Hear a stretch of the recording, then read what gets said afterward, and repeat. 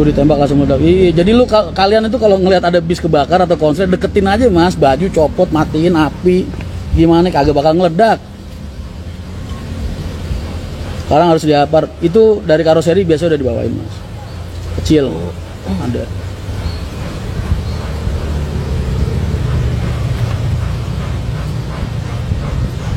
Ini buat edukasi buat para kru-kru juga nih yang suka, yang kalau kalian lihat-lihat ada bis-bis kebakar itu, lu kalau ngeliat ada percikan api di bis jangan kabur, jangan lari mas, kebakarnya cepet banget. Karena apa? Plafon itu kan banyak busa, banyak kain. Ada tanda-tanda rilis nih kalau Mas Rian udah botak. Alhamdulillah, hilalnya udah mulai kelihatan. Tinggal tunggu tahap kedua, tahap ketiganya. Biasanya penyebab kebakaran itu apa? Paling sering kebakaran bis terjadi itu konsleting kabel mas, kelistrikan. Paling sering. Jarang banget ada bis bayi-bayi dibakar orang soalnya.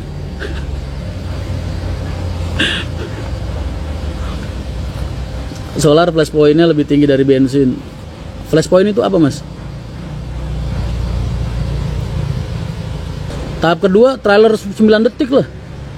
Tahap pertama gua cukur rambut. Tahap kedua trailer 9 detik naik. Tahap ketiga karangan bunga.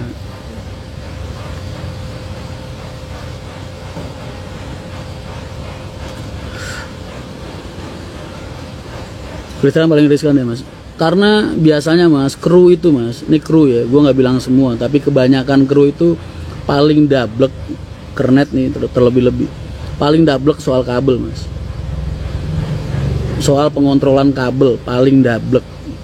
Dablek itu apa ya? Paling seneng dianggap remeh lah. Kadang kita nggak pernah ngontrolin kabel, ngurutin bawah, belakang. Udah banyak yang kebuka kuningannya, ada yang sobek mungkin, ada yang udah tua, udah usang segala macam. Flash point titik nyala api. Oh siap mas, terima kasih ilmunya. Flash point titik nyala api. Gue inget-inget.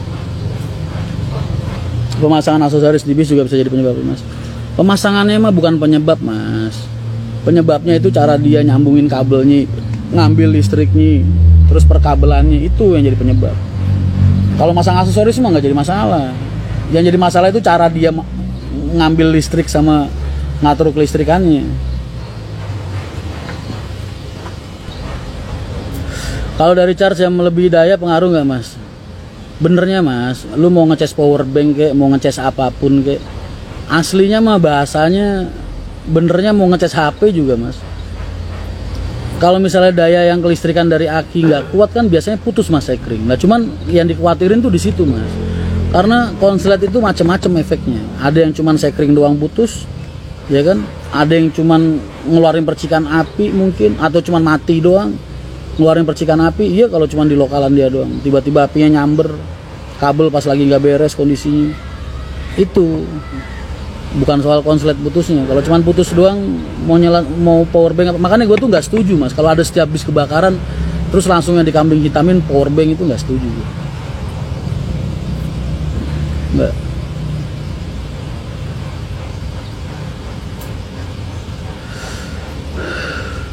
Konslet itu macam-macam apa namanya, macam-macam penyebabnya, macam-macam penyebabnya, dan macam-macam daya kerusakannya dari konslet.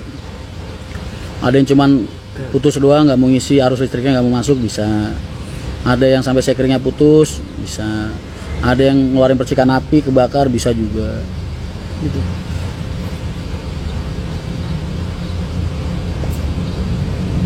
Mas rencana garasi, ntar, udah tenang aja. Masih rencana itu jangan dibahas mas. Tapi kita doakan supaya apa? Supaya Allah ridho. Kalau ntar udah berdiri, udah berjalan kan berarti Allah ridho mas. Tapi kalau dibahas mulu, jangan. Didoain aja.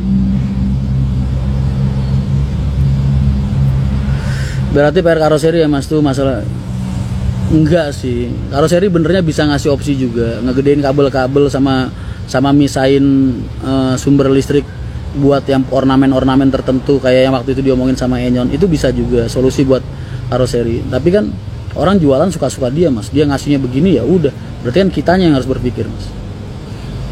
Kan nggak bisa disalahin, kecuali kalau dia nawarin atau mungkin mas ini bisa upgrade nambah 9 juta atau 15 juta gitu. Kan opsi.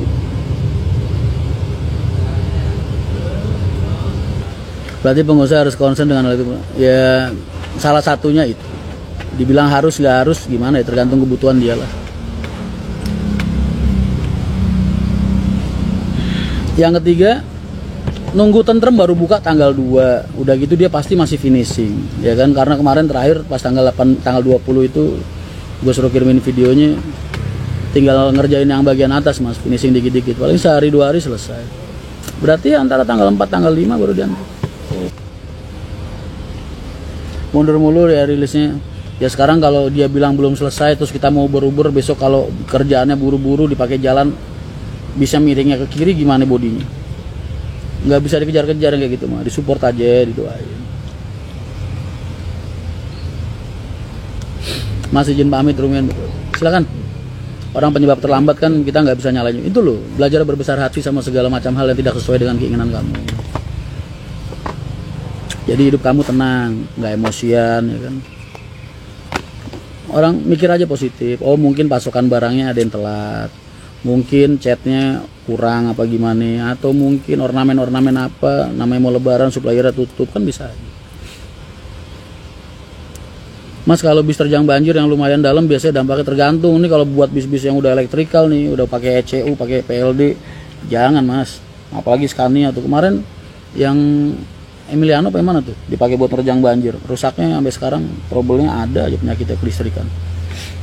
Tapi udah selesai sih bulan kemarin. Ada rencana buka trek Jepara Denpasar mas dimakan Surya Bali aja masih kurang-kurang mas.